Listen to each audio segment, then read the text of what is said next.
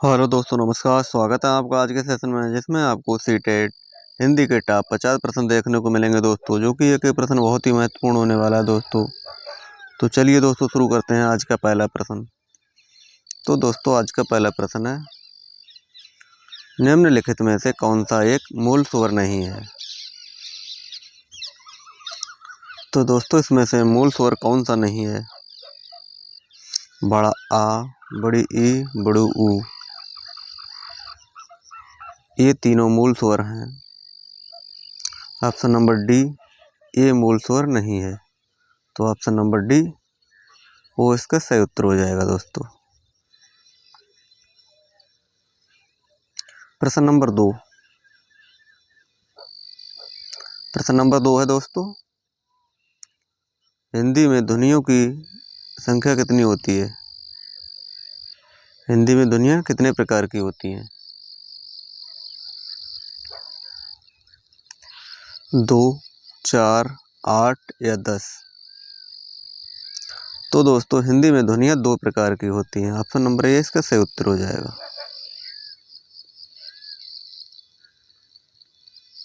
प्रश्न नंबर 3, मात्रा के आधार पर स्वर कितने प्रकार के होते हैं?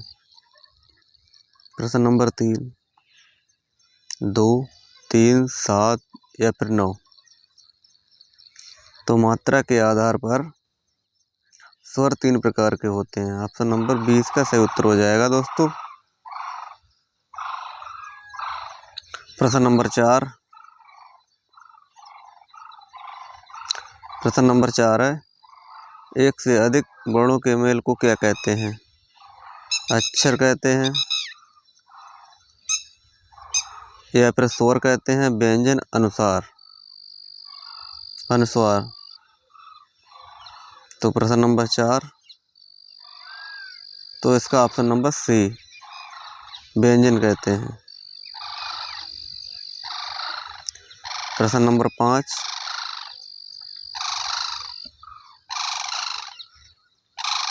प्रश्न नंबर 5 है, छोटी ई, बड़ी ई, चा और छा, जा, झा आदि का उच्चारण किससे होता है? ये कंठस्थ से, मूर्धन्य से, तालव्य से, ओष्ठ से? प्रश्न नंबर 5, तो इसका ऑप्शन नंबर सी, तालव्य इसका सही उत्तर हो जाएगा। प्रश्न नंबर 6,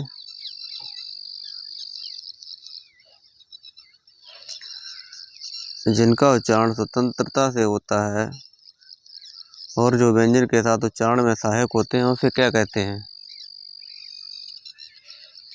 संज्ञा, स्वर, व्यंजन या विसर्ग? प्रश्न नंबर 6, तो इसका ऑप्शन नंबर बी, उसे स्वर कहते हैं। ऑप्शन नंबर 20 का सही उत्तर हो जाएगा।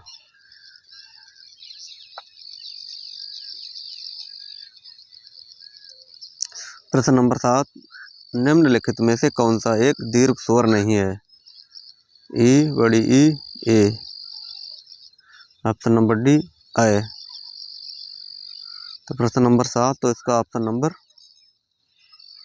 बी सही हो जाएगा, बड़ी ई दीर्घ स्वर नहीं है।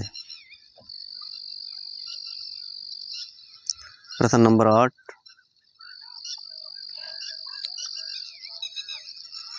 निम्नलिखित में से अंतस्थ व्यंजन कौन सा है? गा, जा, बा या सा? प्रश्न नंबर 8, अंतस्थ स्वर कौन सा है? प्रश्न नंबर 8, तो ऑप्शन नंबर बी इसका सही उत्तर हो जाएगा। ऑप्शन नंबर सी इसका सही उत्तर हो जाएगा। प्रश्न नंबर 9, हिंदी में कुल कितनी लिपियां हैं? 44, 48, 52, 56? प्रश्न नंबर 9, तो दोस्तों ऑप्शन नंबर सी, 52 लिपियां हैं। प्रश्न नंबर 10, हिंदी वर्णमाला में ऊष्म व्यंजन कौन से हैं? तो उस व्यंजन कौन से हो जाएंगे दोस्तों? Option number 10। तो उस व्यंजन ऑप्शन नंबर ए सा और हा, ये 4 उस व्यंजन हो जाएंगे दोस्तों। प्रश्न नंबर 11, या, रा, ला और वा को कौन सा व्यंजन कहते हैं?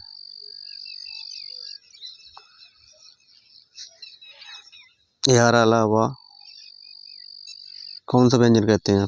प्रश्न नंबर 11, तो ऑप्शन नंबर बी अंतस्थ व्यंजन इन्हें कहते हैं। ऑप्शन नंबर बी इसका सही उत्तर हो जाएगा। प्रश्न नंबर 12, निम्नलिखित में से कौन उस व्यंजन है? प्रश्न नंबर 12, उस व्यंजन कौन सा है? तो ला उस व्यंजन हो जाएगा। प्रश्न नंबर 13, जब एक ही ध्वनि का द्वंद्वत्व हो जो जाए तो क्या कहलाता है? जब एक ही ध्वनि का द्वंद्वत्व हो जाए तो उसे क्या कहते हैं? संयुक्त ध्वनियाँ, युग्मक ध्वनियाँ, संपृक्त ध्वनियाँ, पारस्परिक ध्वनियाँ। प्रश्न नंबर 13, तो उसे ऑप्शन नंबर बी युग्मक ध्वनियाँ कहते हैं। प्रश्न नंबर 14, अनुस्वार किसका कार्य करता है? विसर्ग, चंद्रबिंदु, ऑप्शन नंबर सी पंचम वर्ण, स्वर। प्रश्न नंबर 14, तो इसका ऑप्शन नंबर सी पंचम वर्ण कहते हैं उसे। प्रश्न नंबर 15, ए वर्ण क्या कहलाते हैं? प्रश्न नंबर 15, ए वर्ण क्या कहलाते हैं? तो इसे कंठ तालव्य कहते हैं। ऑप्शन नंबर डी इसका सही उत्तर हो जाएगा। प्रश्न नंबर 16, वह छोटी सी छोटी ध्वनि जिसके टुकड़े नहीं हो सकते उसे क्या कहते हैं? वर्ण, स्वर, व्यंजन या मात्रा। प्रश्न नंबर 16, वह छोटी सी छोटी ध्वनि जिसके टुकड़े नहीं हो सकते हैं उसे वर्ण कहते हैं। ऑप्शन नंबर ए इसका सही उत्तर हो जाएगा।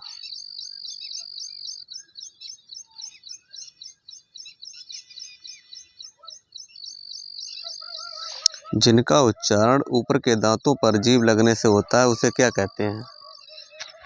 प्रश्न नंबर 17,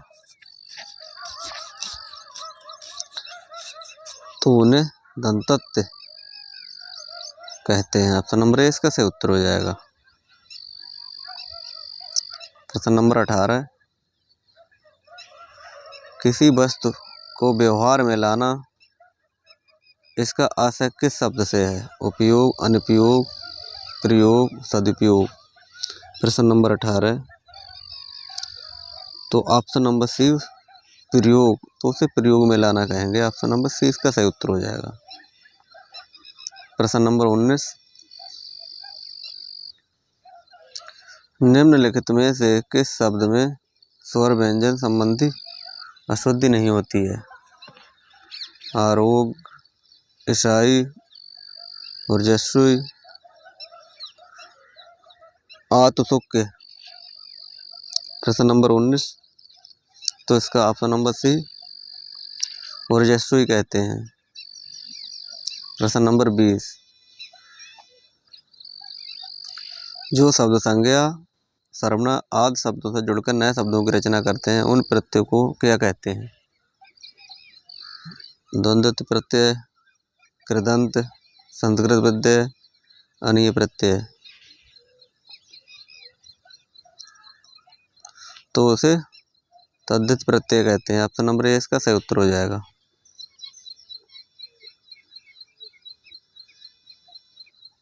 प्रश्न नंबर 21, जिस समास में पूर्व पद गौड़ तथा उत्तर पद प्रधान हो उसे कौन सा समास कहते हैं? ये द्वंद्व समास, बहुब्रीहि समास, द्विगु समास। ऑप्शन नंबर डी तत्पुरुष समास। प्रश्न नंबर 21, तो इसका ऑप्शन नंबर डी तत्पुरुष समास, तो इसे तत्पुरुष समास कहते हैं। ऑप्शन नंबर डी इसका सही उत्तर हो जाएगा। प्रश्न नंबर 22। प्रश्न नंबर 22 है, जो सर्वनाम संज्ञा शब्दों के मेल से बनते हैं उसे क्या कहते हैं? विकारी सर्वनाम, अविकारी सर्वनाम, संयुक्त सर्वनाम, संबंधनात्मक सर्वनाम। प्रश्न नंबर 22। तो प्रश्न नंबर 22 का ऑप्शन नंबर सी इसका सही उत्तर हो जाएगा। संयुक्त सर्वनाम कहते हैं।